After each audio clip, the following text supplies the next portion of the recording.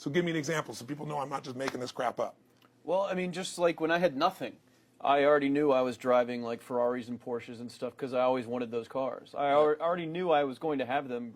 It was inevitable. Right. I inevitably, that was just my inevitable outcome. But how did you do that? Did you have a ritual? Did you think about it regularly? Was it one time you thought about it, or was it something you had an obsession towards? I had an obsession towards it. I mean, I used to work at a video store, which was the last job I ever had in my life. Thank God. And I used to go to work almost every day, and I used to bring 2 magazines with me to read on my breaks. Entrepreneur magazine, just to read about business and everything else, to read about what other people are doing, look for role models. And I used to carry an Auto Trader with me. And I used to look at Porsches that were for sale. Yeah. And people always used to ask me, what are you doing with that Auto Trader magazine? I'm like, well, I'm just picking out the Porsche that I'm going to buy. Right. Which probably got you a lot of crap. I did. People made fun of me. Sure. I actually had a boss at that job tell me, you really shouldn't do that to yourself, John, because it's very, very likely that is never going to happen. That it's very likely that you're never going to have that car. Yeah. That's the kind of belief he was trying to put in my head.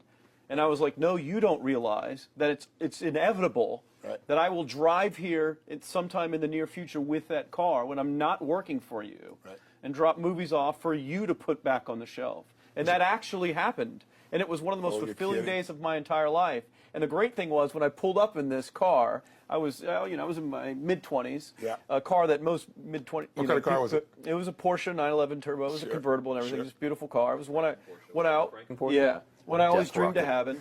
But for a few years, I always circled the ads of which ones I was going to buy. Well, when I finally got it and I pulled up at the store, I had all these people. Some people that were still working at this $7 an hour job were there years after I left.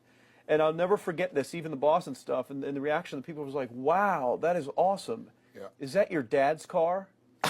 And all I said to them was, not exactly.